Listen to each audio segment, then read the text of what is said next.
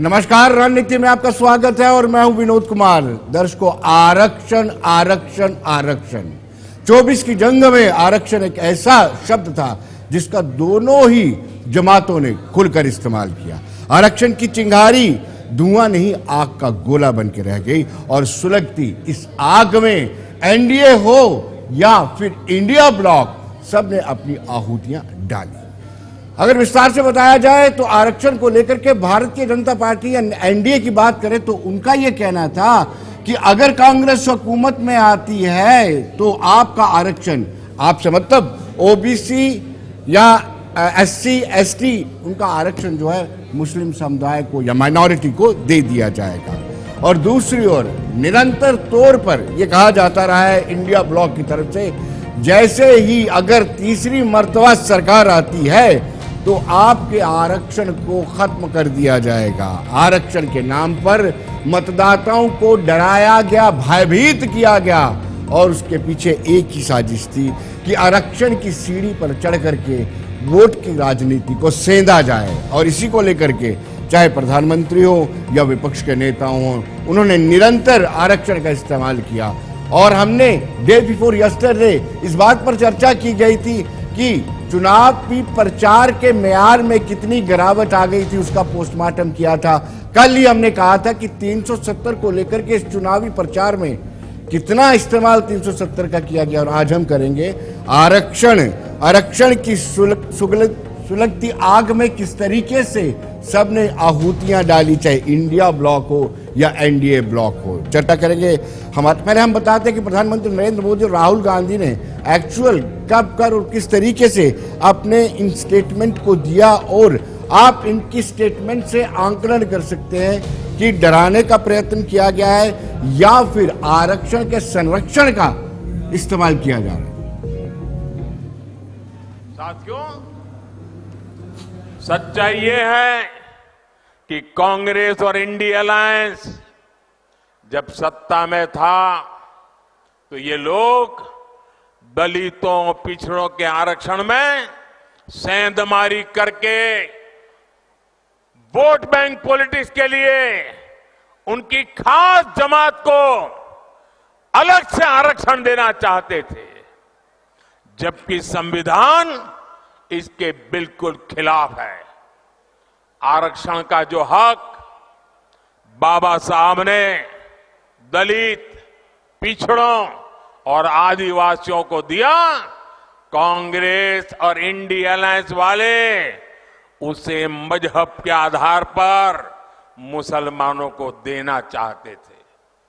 मैं कांग्रेस को पूछना चाहता हूं, क्या कांग्रेस ऐलान करेगी कि संविधान में दलितों, पिछड़ों के आरक्षण को, आदिवासियों के आरक्षण को कम करके वो इसे मुसलमानों को नहीं बांटेंगे? जरा वह देश की जनता को वादा करो। कांग्रेसी जहां भी आए, आपको मोहल्ले में आ जाए, आपके घर में मिलने आ जाए, जरा खड़े रख करके पूछो, कर्नाटका, आंध्र जैसे राज्यों में इन्होंने आरक्षण को मजहब के आधार पर बांटने का खेल क्यों शुरू किया था? सामाजिक न्याय का मुद्दा आजकल क्या है, रिजर्वेशन में 50% का कैप लगा रखा है। आप जानते हो 50% से ज्यादा रिजर्वेशन देश में दिया नहीं जा सकता। अब किसी को नहीं मालूम कि हिंदुस्तान में किस वर्ग की कितनी आबादी है। अगर मैं आपसे पूछूं, यहां पे पिछड़े वर्ग के लोग हैं, आदिवासी वर्ग हैं, दलित लोग हैं, अगर मैं आपसे पूछूं भैया मुझे बताओ इस देश में पिछड़े वर्ग के कितने लोग हैं, यहां पे कोई जवाब नहीं दे सकता। देश में 8% आदिवासी है, 15% दलित है। 8 और 15 कितना हुआ? 23। कहा जाता है 50% ओबीसी वर्ग है, कितना हुआ? 73 हो गया। अब 73% आबादी है, तो 50% लिमिट क्यों है? बात समझ आई? तो दर्शकों, नेटशल में देखा जाए तो 24 की सियासी जंग में आरक्षण की आग में इंडिया और एनडीए ब्लॉक ने जमकर आहुतियां डाली हैं और इसी पर हम चर्चा करेंगे। मेरे एक्सट्रीम राइट में शेख बशीर जी सीनियर नेता है नेशनल कॉन्फ्रेंस के और लंबा तजुर्बा है। इन्होंने शेख साहब के साथ भी काम किया है, फारूक अब्दुल्ला और उमर दोनों के साथ काम करने का इनको अनुभव है। शेख साहब, आपका स्वागत है। अजय भारती जी लंबे समय से कश्मीर में काम कर रहे हैं और एक्स एमएलसी भी हैं और भाजपा के बड़े नेता हैं, आपका भी स्वागत है। मेरे एक्सट्रीम लेफ्ट में साहिल जी है, कांग्रेस के प्रवक्ता हैं, फायर ब्रांड नेता है, इनका भी स्वागत है। और मनीष साहनी उद्धव ठाकरे गुट के शिवसेना के जम्मू कश्मीर के इंचार्ज है, अध्यक्ष हैं। साहनी साहब, आपका भी स्वागत है। शुरुआत मैं करूंगा अजय जी से। अजय जी, क्या वाकई में जिस तरीके से स्टेटमेंट प्रधानमंत्री नरेंद्र मोदी की आ रही है या फिर राहुल गांधी की आ रही है, आरक्षण के नाम पर बरगलाने का प्रयत्न किया जा रहा है? विनोद जी, धन्यवाद अवसर प्रदान करने के लिए। दो बिल्कुल सामने आ रहे हैं, खुलकर सामने आ रहे हैं। एक, जो माननीय प्रधानमंत्री जी ने कहा, उन्होंने तथ्यों पर बात की, अनुभव पर बात की, जो हुआ है उस पर बात की जी। और राहुल जी कह रहे हैं कि जो कहा जाता है, उन्होंने एजम्पशन पर बात की जी। एक बात ये, तो प्रधानमंत्री जी ने एक बड़ा काम किया, मुझे लगता है कि देश की सेवा करी है, बड़ी देश की जनता को आगाह करके कि जो ये इंडी ब्लॉक है, खासकर जो कांग्रेस का मैनिफेस्टो है, उसमें जो हिडन बातें थी, हिडन एजेंडा था, उसको लोगों के सामने लाया। क्योंकि ये कहते हैं कि हम 50% को ब्रीच करेंगे, क्या करेंगे, उसको क्लियरली कहा है। और माननीय प्रधानमंत्री जी ने 2 स्टेटों का उदाहरण दिया, चाहे वो कर्नाटक का हो, चाहे आंध्र का हो। और ये इल्जाम लगा रहे हैं भारतीय जनता पार्टी पर, आप कॉन्स्टिट्यूशन को बदलने वाले हैं। डॉक्टर बाबा साहेब भीमराव अंबेडकर जी ने जो कॉन्स्टिट्यूशन दिया, उसको खुलकर बदलने वाला काम ये खुद कह रहे हैं कि हम करेंगे। इन्होंने कहा कि हम 50% को ब्रीच करेंगे। पहले तो ये ध्यान में ही नहीं है इनको, क्योंकि जानकारी रखते नहीं है कि जो EWS, जिसमें से कोई और आधार नहीं है, सिर्फ इकोनॉमिकली वीकर सेक्शंस को, चाहे वो धर्म किसी का भी हो, चाहे मजहब का हो, चाहे किसी का हो, इकोनॉमिक वीकर सेक्शन जो गरीब है उसको तो किसी की उसमें नहीं माना गया है। उसको 50% से अलग 10% की रिजर्वेशन इस सरकार ने दी है जी। इसलिए वो एक एस्पेक्ट है। लेकिन प्रश्न ये उठता है कि क्या आप रिलीजन के आधार पर, मजहब के आधार पर एक सेकुलर कंट्री में आरक्षण दे सकते हैं क्या? और अगर आप ये देना चाहते हैं तो आप ये छिपकर क्यों कहते हैं, आप खुलकर क्यों नहीं कहते हैं? रही बात, इसमें से कोशिश की जा रही है कि इसको एंटी मुस्लिम बताने की बात है। अगर एंटी मुस्लिम होती तो भारतीय जनता पार्टी यहां पर चाहे एसटी को बेनिफिट देना हो, चाहे पहाड़ी को देना हो, जिसमें से अधिकांश मुस्लिम समाज के लोग हैं, यह नहीं होता है। लेकिन भारतीय जनता पार्टी विरोध किसका कर रही है? विरोध कर रही है कि जिसका आंध्र के हाई कोर्ट ने जिसको निरस्त कर दिया कि आप कॉन्स्टिट्यूशन की धज्जियां उड़ाकर यह नहीं कर सकते। भारतीय जनता पार्टी विरोध कर रही है वेस्ट बंगाल में, जहां पर आप फेक ओबीसी की जो 5 लाख जो सर्टिफिकेट से वो इशू करके आप किसकी चोरी कर रहे हैं, किससे चुराते हैं? आप ओबीसी वर्ग से चुराकर किसी एक अपने वोट बैंक को राजी करना चाहते हैं, उसको खुश करना चाहते हैं। यह देश मजहब के आधार पर एक बड़ी मुसीबत 1947 में देख चुका है। विभाजन आप करवा चुके हैं, आपने लाखों घरों को बर्बाद कर दिया है। आप दोबारा इस प्रकार की राजनीति करेंगे और वो भी पसमानदा मुस्लिम के लिए नहीं, जो वास्तव में जिसका मुसका, ये किसके लिए करेंगे? जो उसमें ठेकेदार बने हैं, उनको खुश करने के लिए और अपनी वोट राजनीति को सेंधने के लिए। इसलिए भारतीय जनता पार्टी का इस जैसे राजनीतिक संगठन का यह कर्तव्य बनता है कि देश के सामने सही तथ्य रखे, बस वही काम। अजय जी ने कहा कि प्रधानमंत्री नरेंद्र मोदी की जो स्टेटमेंट थी वो तथ्यों पर आधारित थी और राहुल गांधी अज्यूम कर रहे हैं। विनोद जी, धन्यवाद आपका। मैं सबसे पहले तो ये कहूँगा कि मैं अपेक्षा करूँगा कि जिस तरह से विदाउट टोके हुए आपने हमारे भारतीय जनता पार्टी के एक्स-एमएलसी को बात रखने का मौका दिया, मुझे भी जो है वो पूरी तरह से जो है वो बात रखने का मौका दिया जाएगा। देखिए, मैं प्रधानमंत्री जी को सुन रहा था, मुझे सच में प्रधानमंत्री जी की सेहत की जो है आजकल बड़ी चिंता है। क्योंकि प्रधानमंत्री जी जो हैं वो एक दिन पहले कुछ कहते हैं और वो दूसरे दिन जो है वो खुद ही भूल जाते हैं। प्रधानमंत्री जी की मैं भी तकरीर सुन रहा था जिसमें प्रधानमंत्री जी कह रहे थे कि ये धर्म के आधार पर जो है जो इंडिया अलायंस है, जो कांग्रेस है, खासतौर पे वो हमारी बात कर रहे थे कि जो कांग्रेस है वो धर्म के आधार पर जो है वो आरक्षण जो है वो दे देगी, जबकि उनका खुद का इंटरव्यू है दिया हुआ सिमता प्रकाश जी का। मैं जो हमारे भारती साहब जो यहां पर है, जो कह रहे थे कि धर्म के आधार पर आरक्षण की बात कर रहे थे, उनका खुद का इंटरव्यू है सिमता प्रकाश को दिया हुआ, जिसमें वो खुद कहते हैं कि ड्यूरिंग माई मोदी जी के एज ए सीएम टेन्योर के दौरान 12 मुस्लिम जातियां थी जिनको हमने जो है ओबीसी में डालने का काम किया। आपका कर्नाटका के अंदर अगर आप देखें तो जो आज इनके घटक दल है, जिस घटक दल का जो सबसे बड़ा वो दरिंदा प्रज्वल रेवन्ना, जिसने 1000 से ज्यादा महिलाओं का शोषण किया, वो जो शख्स है, जो इनका घटक दल है, जब उसी घटक दल के जो अध्यक्ष थे देवेगौड़ा साहब, जो बाद में देश के प्रधानमंत्री रहे, वो जब जो था कर्नाटका में मुख्यमंत्री थे, तो उनके मुख्यमंत्री रहते हुए वहां मुसलमानों को जो है वो ओबीसी में उनकी जातियों को जो है वो डाला गया। और उसके बाद जो था भारतीय जनता पार्टी ने वहां 2 बार जो है वो सरकार बनाई। आपने तो जो है वहां उस आरक्षण को जो है हटाने का काम जो नहीं किया, तो आपकी जो है वो फितरत हो गई है। और जहां तक जो आपका, मैं मुद्दों से तो नहीं भटकूंगा, जो आपका आज का जो टॉपिक है विनोद जी, आरक्षण, देखिए इस आरक्षण का जो ये शब्द है, ये बड़ा ऐतिहासिक जो है, इसके साथ जो ऐतिहासिक तथ्य जो है वो जुड़े हुए हैं। 1931 में जब कांग्रेस इस देश की आजादी की लड़ाई लड़ रही थी और कांग्रेस ने जब पूर्ण स्वराज की जो है वह बात की, तो अंग्रेजों ने कहा कि भाई हम इस पर चर्चा करने के लिए, उन्होंने लंदन में जो है first round table conference, second round table conference और थर्ड राउंड टेबल कॉन्फ्रेंस हुई। 1931 के बाद हमारे सारे जो नेता थे उनको जेल में डाल दिया गया और 1931 में जो है सही मायने में हिंदुस्तान को रिप्रेजेंट उस फर्स्ट राउंड टेबल कॉन्फ्रेंस में जो है वो कोई नहीं कर सका। तो भाई अब चर्चा तो इस बात की थी कि असली रिप्रेजेंट तो जो हिंदुस्तान के लोगों का वो तो कांग्रेस करती है, और कांग्रेस के बिना से विनोद जी मैं आपको बताऊं, अगर आप डिबेट यहां करें और सिर्फ भाजपा के प्रवक्ता को बुला ले और कांग्रेस के प्रवक्ता को भूल जाए, तो वो डिबेट नहीं, वो सेमिनार लगेगा। इसी तरह से अंग्रेजों को भी हमारी जरूरत महसूस हुई। अंग्रेजों ने कहा कि हिंदुस्तान का जो असली रिप्रेजेंटेटिव है वो तो कांग्रेसी है, और कांग्रेसी कहां थे? कांग्रेसी थे जेल में। तो वो महात्मा गांधी जी को उन्होंने कहा कि भाई आपको जो है उस सेकंड राउंड टेबल कॉन्फ्रेंस में आना है। लेकिन उन्होंने जो डिवाइड एंड रूल की पॉलिसी थी, वो बीज थे, वो डालने का काम किया।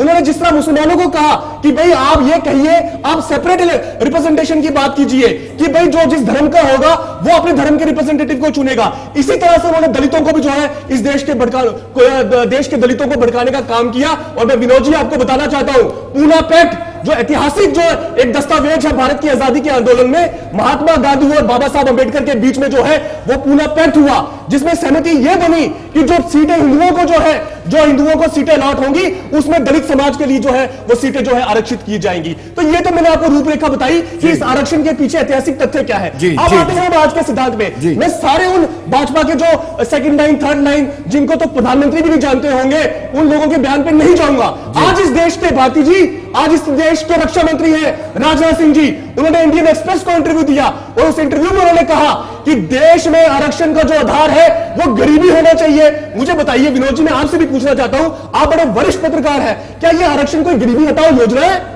क्या ये गरीबी हटाओ योजना चल रही है कि नहीं ये समाज गरीब है उसको हम आरक्षण दे देंगे? लास्ट में मैं बात खत्म करूंगा विनोद जी, लास्ट में मैं बात खत्म करूंगा। ये आरक्षण कोई गरीबी हटाओ योजना नहीं है, ये आरक्षण उस समाज के लिए है जिसको 5000 साल दबा कर रखा गया। और ठीक कहा राहुल गांधी ने। और मैं लास्ट में विनोद जी एक लाइन में खत्म करूंगा। इन्होंने कहा कि हम संविधान के साथ छेड़छाड़ नहीं करते। भैया मुझे बताइए कि कहां धर्म में लिखा हुआ है कि इकोनॉमिक वीकर सेक्शन के नाम पर जो है आप 10% जो है आरक्षण देंगे? आपने छेड़छाड़ की कि नहीं की? चलिए पूरा देश जो है वो आपको देख रहा है। अजय जी इन्होंने संगीन आरोप लगाया कि आपका डबल स्टैंडर्ड है। मैं आता हूं बशीर साहब, आपके पास भी आता हूं। मनीष जी, आप भी हमारे दोहरे मापदंड का आरोप आप पर लगाया है कि कर्नाटक में आप करें तो ठीक है, अगर वो करते हैं गुजरात सारे विनोद जी, सारे जनता जानते हैं कि क्या कहा। और इन्होंने स्वयं, कांग्रेस के हमारे मित्र ने स्वयं कहा कि उन्होंने 12 जातियों को ओबीसी में डाला। मुस्लिम जातियों को, मुस्लिम्स को मैं बीच में नहीं बोल, ठीक। यानी अगर मुस्लिम्स में कोई ओबीसी है, वो ओबीसी कैटेगरी में जम्मू कश्मीर में भी जो ओबीसी कमीशन बना उसमें भी मुस्लिम जातियों के ओबीसी में आएंगे, उनका हक बनता है, उनको मिलेगा। लेकिन मजहब के आधार पर नहीं कि आप मुस्लिम है इसलिए आपको मिलेगा, आप हिंदू है इसलिए आपको मिलेगा, ये नहीं है। एक बात, इसलिए ये गलत। इन्होंने एक कोशिश की एक हिस्टोरिक परिप्रेक्ष्य देने के लिए, लेकिन उसको आधा अधूरा बताया। ये जो पूना पैक्ट की बात थी उसको जरा ध्यान से पढ़िए।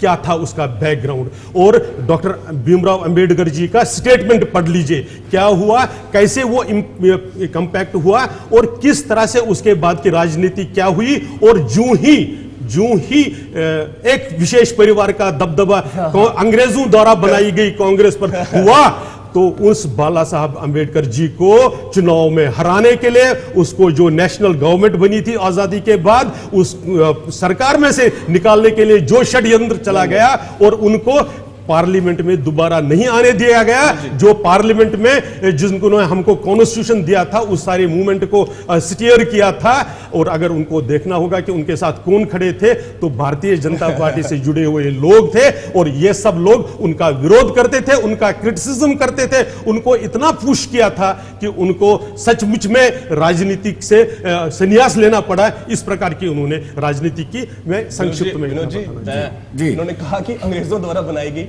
भैया पूरे भारत का जो स्वतंत्रता आंदोलन चला ना, उसमें बच्चा बच्चा और पूरी दुनिया देख रही थी कि कौन लोग जो है वो आरएसएस के पिट्ठू बनकर जो है वो अंग्रेजों के लिए जो काम कर रहे थे। 1995 देखिए, आप मुझे आयोग के नाम उसका काट सकते हैं, मैं गलत बोलता हूं क्या? श्यामा प्रसाद मुखर्जी ने बंगाल की सरकार में रहते हुए अंग्रेजों को चिट्ठी नहीं लिखी कि हम भारत छोड़ो आंदोलन को बंगाल में रोकने का काम करेंगे, आप पूरे देश में भारत छोड़ो आंदोलन को जो है वो रोकने का काम करें? आप किस तरफ चले जाते हैं? और भारती जी, आप जिस अंबेडकर साहब के लिए रो रहे हैं, आरएसएस का मुखपत्र है ऑर्गेनाइजर, याद कीजिए क्या कहा जाता था, 3 रंगी तिरंगा को लेकर क्या कहा जाता था, संविधान को लेकर क्या कहा जाता था। पूरी परिप्रेक्ष्य में पूरी दुनिया ने जो है देखा है कि किस तरह से जो है आप लोग जो थे अंग्रेजों के साथ मिले हुए थे। 2024 में जो तिरंगा सरेंडर कर दे वेनाड में, वो हमें तिरंगा का पाठ पढ़ाएंगे। भारती जी, मेरे हाथ जोड़ के मैं आपसे बोलता हूं, वहां पर जो है मुस्लिम लीग, वो मुस्लिम लीग नहीं जहां जो है लाल कृष्ण आडवाणी जाकर सबसे बड़ा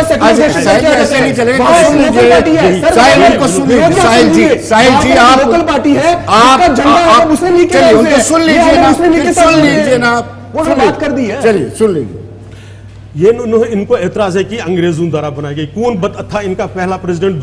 उमेश चंद्र बनर्जी। बताइए, 1885 में 78 डेलीगेट्स के साथ जो है हमारा पहला अधिवेशन हुआ। आप बार इंटरप्ट करूंगा। चलिए, ए.ओ. ह्यूम साहब कौन थे? और अंग्रेजों द्वारा जिनको गिरफ्तार किया जाता था, पॉलिटिकल प्रिजनर्स को, उनको वजीफा किन किन नेताओं को मिलता था, ये बता दीजिए। और गरम दल के नाम पर जिन नेताओं ने इस कांग्रेस को, जो अंग्रेजों द्वारा बनाई गई थी अपने सेफ्टी वालों के तौर पर, उसको जब कांग्रेस देश की कांग्रेस बनाने चाहिए, उसको गरम दल के नाम पर, एक्सट्रीमिस्ट के नाम पर, चाहे लोग माने तिलक हो, बाल गंगाधर तिलक हो, अपने बिपिन चंद्र पाल हो, या अपने यहाँ पर पंजाब के हमारे नेता हो, उनको अलग थलग करने वाला काम नेताजी सुभाष चंद्र बोस को अध्यक्षता से हटाने के लिए, क्योंकि पिट्ठू कौन किसका था, सुभाष चंद्र बोस ने ही इस देश में, अगर गांधी जी को महात्मा किसी ने नाम दिया है, वो सुभाष चंद्र बोस। इसी को आपने निकाल दिया, आपने देश निकाल दिया और अंग्रेजों को कहा जब भी मिलेगा हम आपको सौंप देंगे। इसीलिए कहा आपने कि अंग्रेजों को जब भी मिलेंगे तब आपको पकड़कर सौंप देंगे। उन्होंने 3 टुकड़ियां बनाई, एक टुकड़ी का नाम महात्मा गांधी के नाम पे लिखा, एक टुकड़ी का नाम पंडित नेहरू के नाम पे रखा, और एक टुकड़ी का नाम उन्होंने मौलाना आजाद के नाम पे लिखा। अरे हम वो जिन्होंने देश के लिए बाकी पैनलिस्ट भी है, बाकी पैनलिस्ट भी है। बशीर साहब बड़े सीजन पॉलिटिशियन है। बशीर साहब, कितनी विडंबना है कि 7 चरणों के चुनाव में आरक्षण ने दामन नहीं छोड़ा। कितनी बदकिस्मती है, विडंबना है। विनोद जी, आपने दुरुस्त कहा कि सियासत 2024 में आरक्षण के आसपास घूमती रही, लेकिन स्टार्ट मोदी जी ने किया, उसमें सारे उसको ही सफाई देते चलते गए। इंडिया ब्लॉक का हिस्सा है। एक मिनट, अब सवाल यह है, बट नेचुरल, एक मिनट, जब प्राइम मिनिस्टर ने शुरुआत की इस इलेक्शन में, 2024 के इलेक्शन में, प्राइम मिनिस्टर ऑफ इंडिया ने, साहिल जी बात कर रहे थे, बहुत सी बातें की। एक दिन एक बात करते थे, दूसरे दिन दूसरे बात करते, तीसरे दिन तीसरे बात करते थे। और मेरे जैसा आदमी जो सियासत के अंदर है, एक तालिब इल्म है सियासत का, मैंने पहली दफा देखा कि प्राइम मिनिस्टर इतना नीचे आ गया। समाधि ले ली है। मैं एक मिनट, सॉरी, इतना नीचे आ गया कि वो नहीं है, सबको पता है। वो उन चीजों को रोक दिया गया है वहां पर मछलियां पकड़ने में। वो उन चीजों को डिस्कस कर रहे हैं जो नॉन इश्यूज हैं। हम इस वक्त डिस्कस कर रहे हैं, साहिल जी ने भी बड़ा पॉलिटिक्स डिस्कस किया और अजय जी ने भी इतिहास रचाया। ये जी इतिहास ये कहता था, इतिहास ये कहता था। 1975 साल हो गए, 75 साल का इंडिया है इस वक्त। जिस वक्त हम 1947 की बात करते हैं, 1930 की बात करती है, तो उस आंखें बंद करके उस भारत में खड़े हो जाओ, आपके पास क्या था? क्या उन लीडरों को सल्यूट करो जिन लोगों के पास कुछ नहीं था। आप तो 2014 में उस भारत में आए बीजेपी वाले, जिस भारत एक मजबूत भारत में आ गए और जिसमें प्राइम मिनिस्टर मनमोहन सिंह जी ने अहम रोल अदा किया। एक स्टेज के ऊपर सोना तक गिरवी रखा गया, मनमोहन सिंह जी ने उसको बाहर निकाला। 2014 के बाद आरक्षण इशू नहीं था, और आरक्षण इशू नहीं इसलिए नहीं था कि कांग्रेस ने भी हुकूमत की लंबे अरसे तक, और लोगों ने जब मैंडेट दिया बीजेपी को तो आरक्षण के लिए नहीं दिया।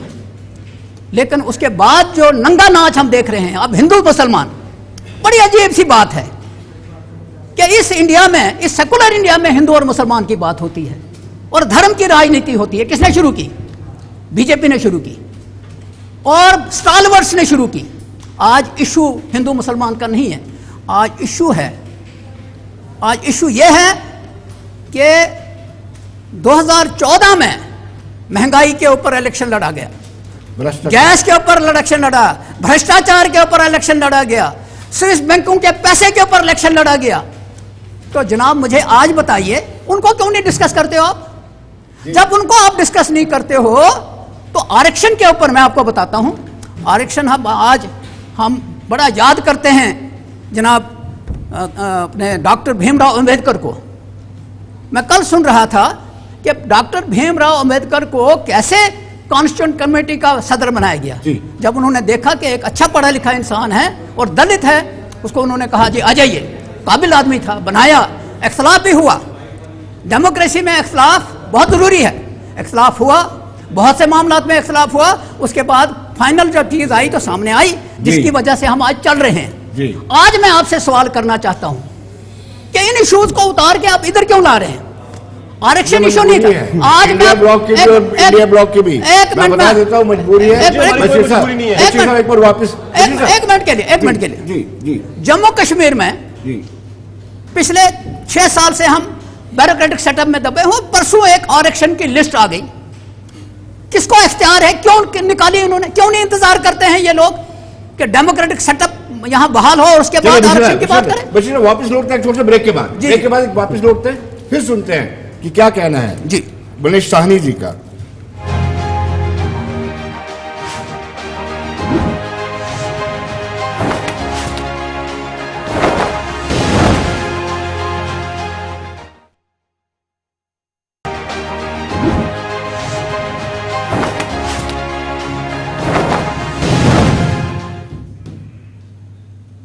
ब्रेक के बाद एक मरतबा फिर स्वागत है, और मैं मनीष साहनी जो उद्धव ठाकरे गुट के नेता हैं, यहाँ के JNK के प्रेसिडेंट हैं, उनसे जानना चाहूंगा। हालांकि ये आरोप है, आरोप प्रत्यारोप है कि अगर कांग्रेस हुकूमत में आती है तो जो SC ST और OBC का आरक्षण है उसको तब्दील किया जाएगा मिनॉरिटी में। क्या शिवसेना उद्धव ठाकरे ये अफोर्ड कर सकती है कि उनकी ब्लॉक की सोच ऐसी है? और क्या आप चाहेंगे कि धर्म के आधार पर आरक्षण का वितरण किया जाए? देखिए, सबसे पहले तो आज वर्ल्ड नो तंबाकू डे है। मैं तमाम पैनलिस्ट की तरफ से, आपकी तरफ से, आपके तमाम दर्शकों को, खास करके युवाओं को ये संदेश देना चाहता हूं कि तंबाकू उत्पादों से, पान, सिगरेट, बीड़ी, गुटखे से दूर रहें, स्वस्थ और लंबा जीवन जिए। इसके साथ ही याद आती है रजनी बाला भी, जो कश्मीर के अंदर लक्षित हत्याओं का जो है दूसरा शिकार बनी थी, उनकी आज पुण्यतिथि भी है, उनको भी जो है नमन। देखिए, अब हम आते हैं वापस जो है, देखिए बीजेपी वाले तो कुछ भी बोलते हैं, क्या क्या नहीं बोला इन्होंने। ये तो 2014 में जो है देश आजाद होने की बात करते हैं। इनके एक नेता तो सुभाष चंद्र बोस, जिनका अभी जिक्र हो रहा था, उनको बताते हैं कि वो देश के पहले प्रधानमंत्री थे। इन्होंने कहां कहां लोकतंत्र का जो है कत्ल नहीं किया। जम्मू कश्मीर की बात कर लीजिए, 5 साल से ज्यादा हो चुके हैं लोकतांत्रिक देश में रहते हुए जम्मू कश्मीर के अंदर राज्यपाल और उपराज्यपाल शासन थोपा जा रहा है। ये आरक्षण की बात करते हैं। देखिए ये बात क्लियर है। सबसे पहले तो अब चुनाव प्रचार लगभग समाप्त हो चुका है। कल आखिरी चरण के मतदान होने हैं और 4 तारीख को जो है पूरे नतीजे आने हैं। अब वो भाषणबाजियां तो आप बंद कर दीजिए, जनता को गुमराह करना बंद कर दीजिए। संविधान में कोई प्रावधान नहीं है धर्म के आधार पर आरक्षण देने का। ये हमें सबको ये मानकर चलना चाहिए। कैसे ये दावा कर सकते हैं? महाराष्ट्र में इनकी सरकार थी, 1-2 नहीं विनोद जी, 9 ऐसे राज्य हैं जहां पर जो है मुस्लिमों को ओबीसी के तहत आरक्षण दिया गया। जम्मू कश्मीर आंध्र प्रदेश है, महाराष्ट्र है, इनका भी है। जिस पर ये ज्यादा दावा ठोकते हैं उत्तर प्रदेश के अंदर, उत्तर प्रदेश के अंदर 52 ऐसी जातियां हैं जिनको मुस्लिम को जो है ओबीसी का तहत जो है आरक्षण दिया गया। तो ओबीसी के तहत अगर किसी को आरक्षण दिया जाता है उस पर आप जनता को गुमराह मत कीजिए।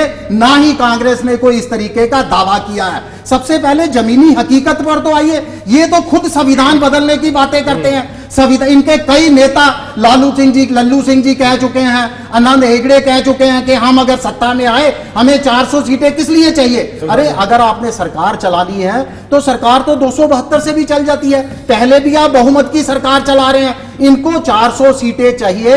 ये आरक्षण को खत्म करना चाहते हैं। मगर वो कहते हैं ना, जब जान लगी फंसने तो राम राम लगे जपने। अब तमाम संघ के नेताओं का भी क्या बयान आ रहा है? वही नेता जो आरक्षण के जो है दोबारा विचार करने की बात करते थे, इलेक्शन पर सवाल उठाते थे, अब वही कह रहे हैं नहीं, हमें आरक्षण को लेकर जो है कोई एतराज नहीं है। ये जो पैंतरे इनके बदल रहे हैं ना, जो इनके दोहरा चरित्र जो अब सामने आ रहा है, यही ये साबित करता है कि जनता को गुमराह किया जा रहा है सिर्फ वोट बैंक की राजनीति। आपको आरक्षण की सीढ़ी का इस्तेमाल क्यों करना पड़ा? मोहन भागवत, राष्ट्रीय स्वयंसेवक संघ के सरसंघ चालक, उनको भी ये स्टेटमेंट देना पड़ा कि हाँ, जो राष्ट्रीय स्वयंसेवक संघ की विचारधारा है वो संविधान के तहत ही आरक्षण जो दिया जा रहा है उसी पर अमल करना चाहती है या उसी को विश्वास में रखती है।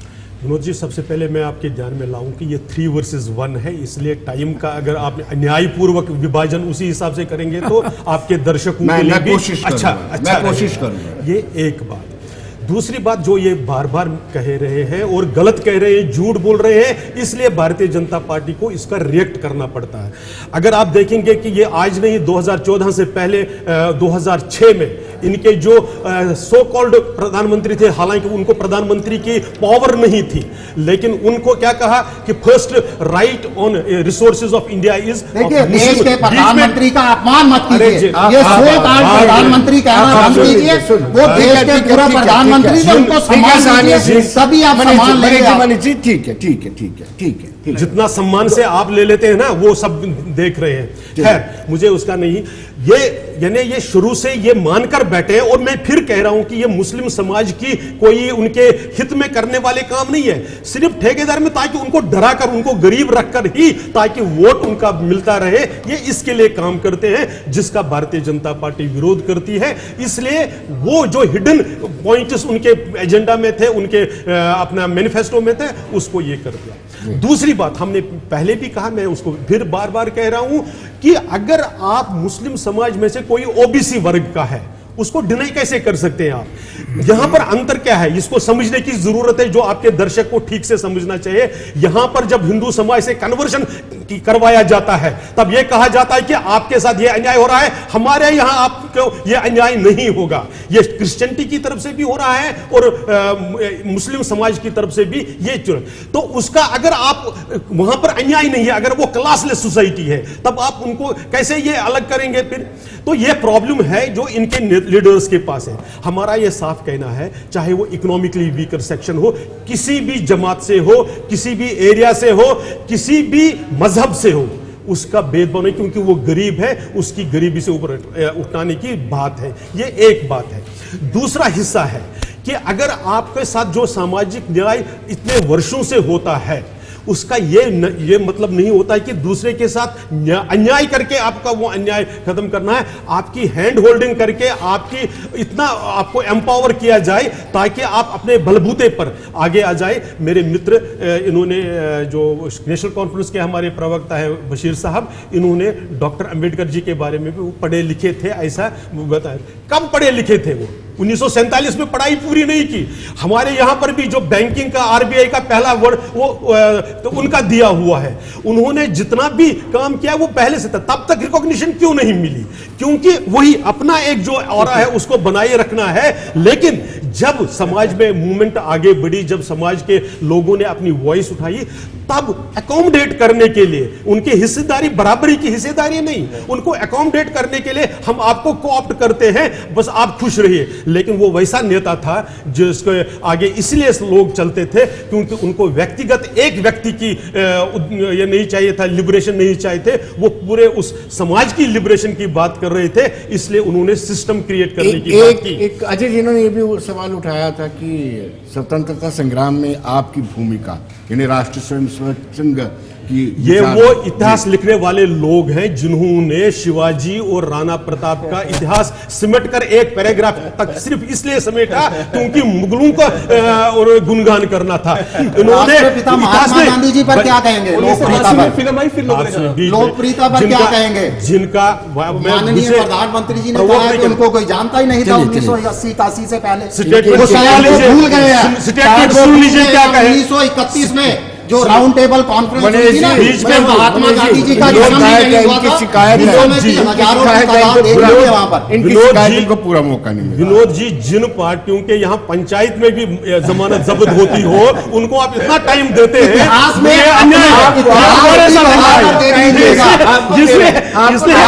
दो सीटें हमको फिर भी 18 से 20 सीटों पर रहे हैं हमेशा।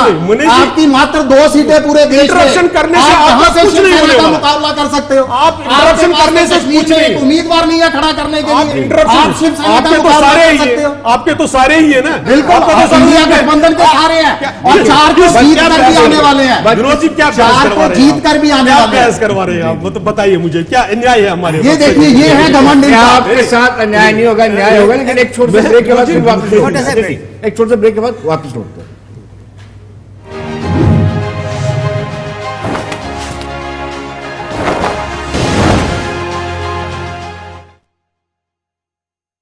पत्रकार सामने बैठा होता ना तो वो प्रधानमंत्री को जैसे एज ए मुख्यमंत्री गुजरात उसके सामने गए थे इंटरव्यू देने के लिए, तो पानी पिलाने को मजबूर कर दिया था प्रधानमंत्री को। और कोई अगर रीढ़ की हड्डी वाला पत्रकार प्रधानमंत्री के सामने बैठा होता तो जो उन्होंने जिस तरह की बात उन्होंने महात्मा गांधी को लेकर की, वो प्रधानमंत्री के घुटने टेकने पर जो है वो मजबूर कर देता। अब बात आता हूं मैं जरा, जो है यही दुख है हमारे मन में कि यार देश के अंदर हो क्या रहा है। आप खड़गे साहब को खाली कांग्रेस के अध्यक्ष के रूप में मत देखें। ये कौन खड़गे साहब है? मैं आपको बताऊं, ये गुलबर्गा के रहने वाले जो है खड़गे साहब है। अब भारती जी हंसिए मत। जब ये छोटे थे, इनकी आंखों के सामने इनकी मां और इनकी बहन को जो है दंगाइयों ने जिंदा जला दिया था। आइडेंटिफाई करिए, सुनिए है तो बताइए, देश में धर्म के आधार पर जो है ये कौन थे? ये कौन थे? नहीं बताइए, बताओ नहीं देगा। इनके जो लोग थे आपका सुनने का मौका नहीं है, आप तो शिकायत कर रहे थे। उन दंगाइयों को आइडेंटिफाई करिए। कितनी बार गालू आप दंगाइयों को आइडेंटिफाई करिए। अंदर जो है वो सुनने का मौका नहीं है। जब आप बोल रहे थे मैं तो खामोशी से आपकी बात सुन रहा था। जब आपकी बारी आएगी तब जो अपनी बात रखिएगा। सवाल का जवाब दंगाइयों को हम प्रधानमंत्री मोदी नहीं है जो दंगाइयों को कपड़े के रंग से जो पहचाने, जो कब्रिस्तान और शमशान घाट में जो है वो भेद करे। हम दंगाइयों को दंगाइयों की नजर से देखते हैं। इसलिए जो खड़गे साहब है, विनोद जी देखिए जिस तरह से बयान आ रहे हैं, क्या इन्होंने अनित कुमार हेगड़े के बयान का खंडन किया? क्या इन्होंने नंदू सिंह जो अयोध्या से सांसद जो का चुनाव लड़ रहा है, जिसने कहा कि देश के संविधान को बदलना, क्या उन्होंने इस बात का खंडन किया? क्या इनकी ज्योति मिड्डा जो राजस्थान से चुनाव लड़ रही है, क्या इन्होंने उनके बयान का खंडन किया? अरविंद धर्मपुरी जो इनके तेलंगाना के सांसद है, उन्होंने कहा हमें जो है 400 सीटें चाहिए, देश के संविधान को बदलना है, क्या इन्होंने खंडन किया? अब बात आती है कि 400 सीटें चाहिए क्यों? देखिए विनोद जी, मैं आपको बताना चाहता हूं कि अगर इन्होंने जब चुनाव शुरू हुआ इन्होंने 400 सीटों की बात की, अगर इनकी 300 सीटें आती, सपोज ऐसी वाली बात आएगी नहीं, तो ये इनकी नैतिक हार होगी। अगर इनकी सीटें 272 के नीचे होती हैं तो ये इनकी राजनीतिक हार होगी। और अगर इनकी सीटें 250 के नीचे जाती हैं तो ये मोदी की हार होगी। विनोद जी, मैं आपको बताना चाहता हूं, कल हमारे मल्लिकार्जुन खड़गे जी ने प्रेस कॉन्फ्रेंस की और उन्होंने पिछले 15 दिन का जो है वो मोदी जी का डाटा जो है सामने रखा कि किस तरह से देश की जनता को जो है वो गुमराह कर रहे हैं अपने 15 दिन के भाषण में। ये मेरा भाषण नहीं है, साहिल शर्मा का भाषण नहीं है, ये इन्हीं के प्रधानमंत्री का, आउटगोइंग प्राइम मिनिस्टर का जो भाषण है वो देखिए। 758 बार, 758 बार वो अपना नाम लेते हैं अपनी पब्लिक स्पीचेस में।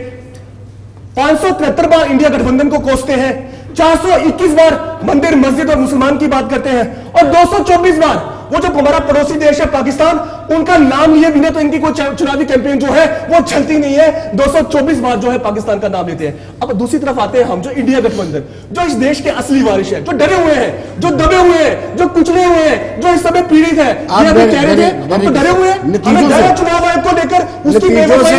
अरे मैं चुनाव आयोग को भी कहना चाहता हूं कि सारी मोहब्बत जो है वो इनके ऊपर मत उठाओ। सारी मोहब्बत इधर उठा दोगे तो ये जो कांग्रेस वाले हैं इनको भी परेशानी होगी। भाई लोकतंत्र है, आप तो लेवल प्ले फील्ड की बात करते हैं। मुझे बताइए विनोद जी, पूरे चुनाव को आपने देखा, चंडीगढ़ का उदाहरण हमारे सामने है, क्या इस देश में आज लेवल प्ले फील्ड की बात हुई? आज वो प्रधानमंत्री, मुझे बताइए, बताओ, मैं आपको बताऊं इतिहास में क्या होता था। कोई बाबा आता था ना, कोई बाबा जब आता था तो पूरे शहर में एक शोषा फैलाया जाता था कि बाबा जो है वो 4 दिन की समाधि लेके जो है अंडरग्राउंड हो गया है। वो बड़ी औरतें, मतलब औरतें तो चलो हमारी माएं बहनें हैं, वो सब जो है ये साधु संतों के प्रोग्राम जो है बड़ा सुनने जाती थी, तो उनके अंदर एक बड़ी क्यूरियोसिटी होती थी, भाई कौन सा बाबा है 4 दिन की समाधि लेके धरती के नीचे घुस गया है। अब एक बाबा जी देखो कह रहे हैं कि समाधि लगाने जा रहा हूं, 3000 पुलिस वालों की सुरक्षा लेकर, एएनआई का कैमरा अंदर लेके, ओ भैया ये तू कौन सी पूजा कर रहे हो, खुद को भगवान का अवतार। अभी तो कह रहे थे कि मैं वो बायोलॉजिकल वाले सिस्टम में पिछला उसमें नहीं आऊंगा। लेकिन विनोद जी देखिए, मैं आपको बताना चाहता हूं, देश विनोद जी देखिए, विपक्ष हूं, अरे आपकी इनायत नजर, आपकी इनायत नजर जो है वो विपक्ष की तरफ ज्यादा रहनी चाहिए। विपक्ष को जो है ज्यादा समय मिलना चाहिए। तो सत्ता पक्ष में बैठे हुए लोग हैं, ब्रेक के बाद लोकतंत्र छोटे ब्रेक के बाद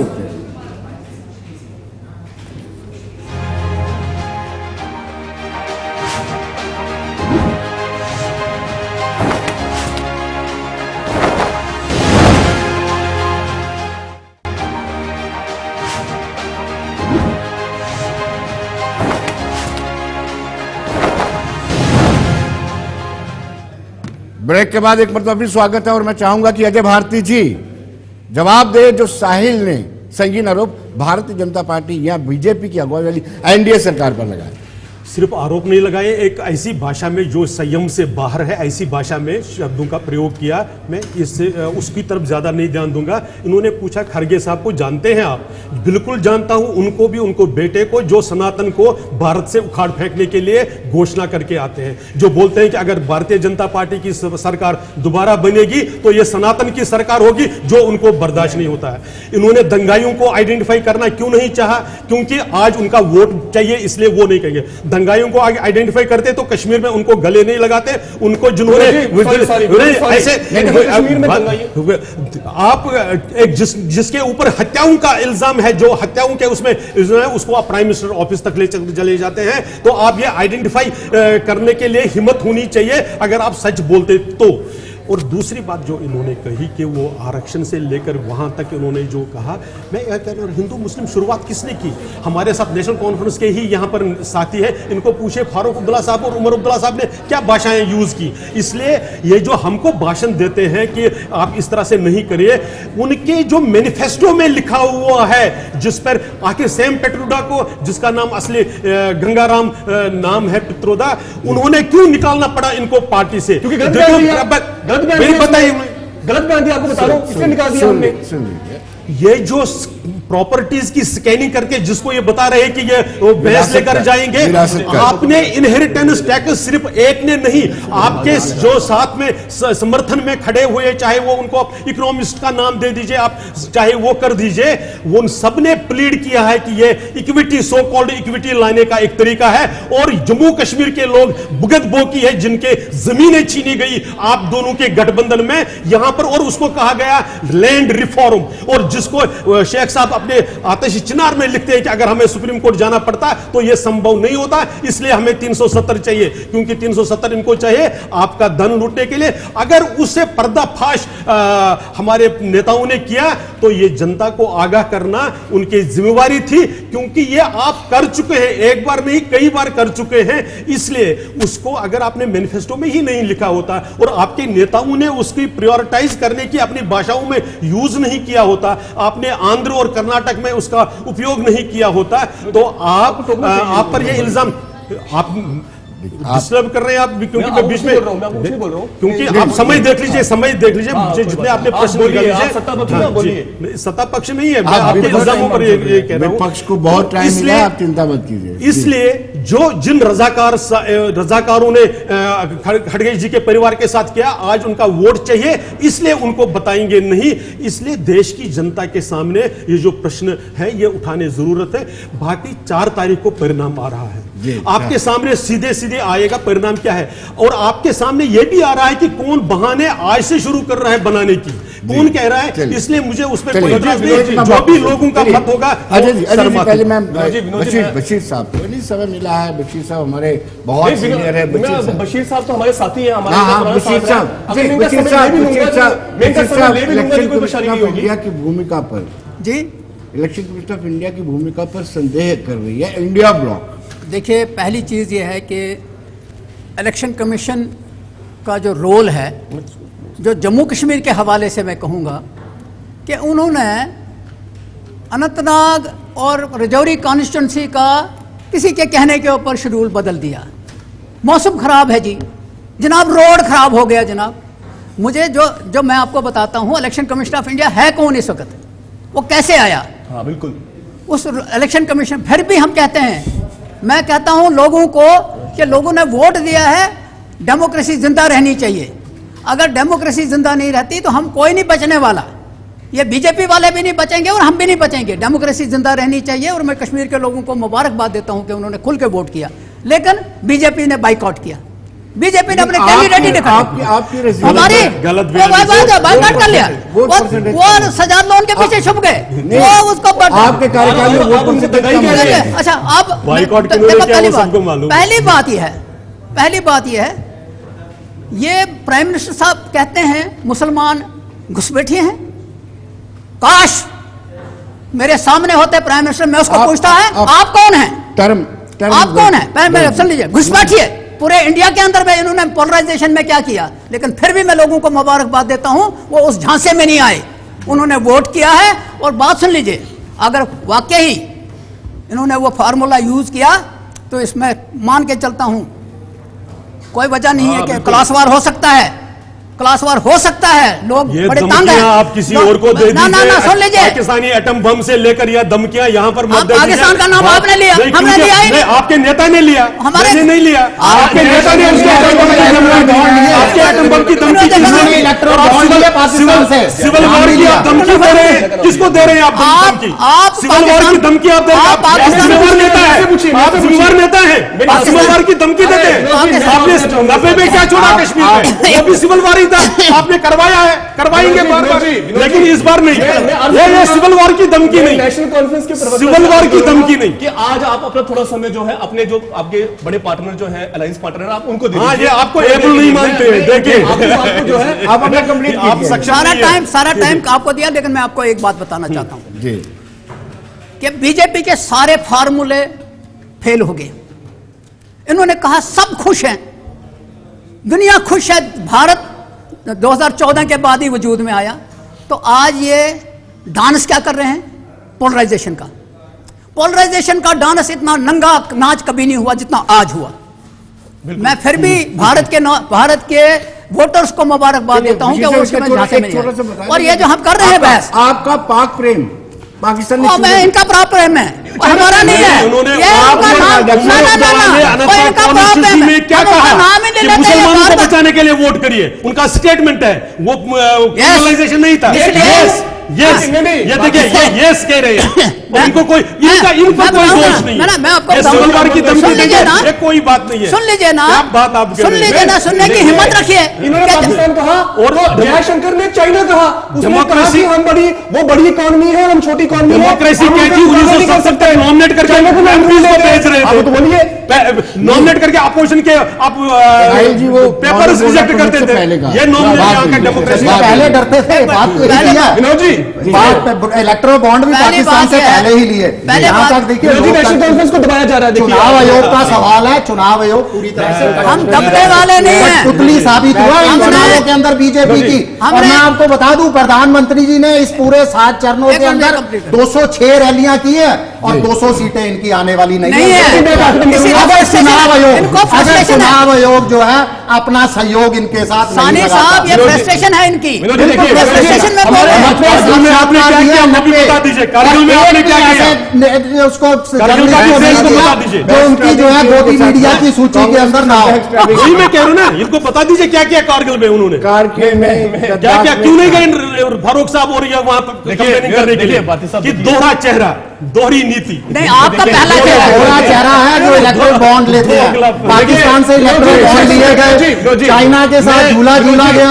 विनोद जी, सानी साहब देखिए, हमारे बड़े काबिल जो है ये हमारे पंडित जी भारतीय जनता पार्टी को यहाँ रिप्रेजेंट कर रहे हैं। इन्होंने सनातन की बात की, प्यार इन्होंने- से, हाँ, हाँ, प्यार से आराम से देखिए। पंचम में नहीं, बेसिकली हम देखिए विपक्ष को बहुत दबाया जा रहा है विनोद जी। विपक्ष को जो है आवाज जो है निकलने का जो है वो टाइम नहीं मिल पाता, लेकिन फिर भी जो है छोटा मोटा जो हमें समय मिलता है हम कोशिश करते हैं। इन्होंने सनातन की बात की, इन्होंने प्रॉपर्टी टैक्स की बात की, इन्होंने कश्मीर की बात की, इन्होंने जो है इलेक्शन कमीशन की बात की। मैं इलेक्शन कमीशन से शुरू करूंगा विनोद जी, मैं फिर कहूंगा, देखिए हम बड़े दुखी हैं इलेक्शन कमीशन के लिए। मैं सिर्फ इतना कहूंगा, आप अपनी सुनिए, बात हाँ, कम शब्दों में हाँ, भी कम कर शब्दों में सकते हैं। इलेक्शन कमीशन के लिए मैं समय सिर्फ इतना कहूंगा, इजाजत नहीं दे रहा इलेक्शन है। कमीशन के लिए मैं फिर वो शेर अर्ज करूंगा विनोद जी, मैं फिर वो शेर अर्ज करूंगा कि तुम्हें हमसे मोहब्बत नहीं तो कोई बात नहीं, तुम्हें हमसे मोहब्बत नहीं तो कोई बात नहीं, तुम अगर भाजपा से मोहब्बत करोगी तो मुश्किल होगी। आप जो है अपना सारा प्यार इन पर क्यों उड़ा रहे हैं, क्यों 6% जो है वोट आ रहे हैं, ये हो आपके गया। ऊपर शक। और दूसरा बात प्रॉपर्टी टैक्स की, ये इलेक्शन कमीशन। अब आता हूं जब मैं प्रॉपर्टी टैक्स पे इनके पहले Inheritance tax, हाँ, inheritance tax, tax, inheritance tax विरासत, बताता हूं। विरासत, भारती जी, विरासत। आप जो है वेल इन्फॉर्म नहीं है।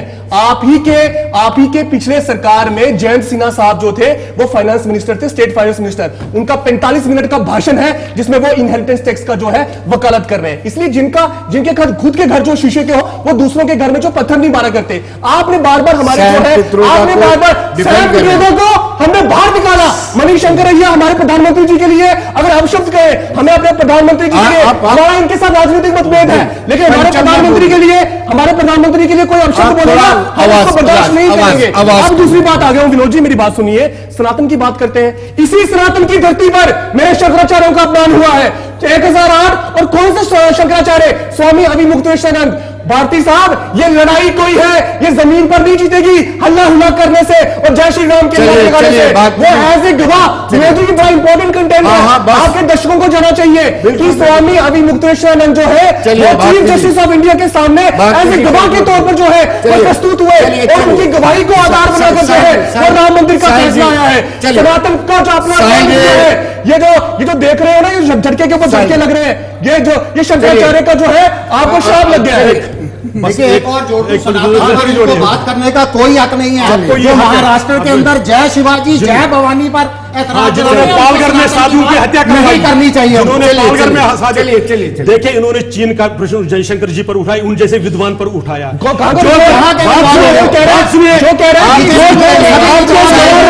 सभी विद्वान सभी महात्मा आपके जवाहरलाल नेहरू जी ने चीन जब तिब्बत की स्वतंत्रता को कुचल रहा था, आपके जवाहरलाल नेहरू उनको राशन सप्लाई कर रहे थे, 3000 टन तक राशन कर दिया।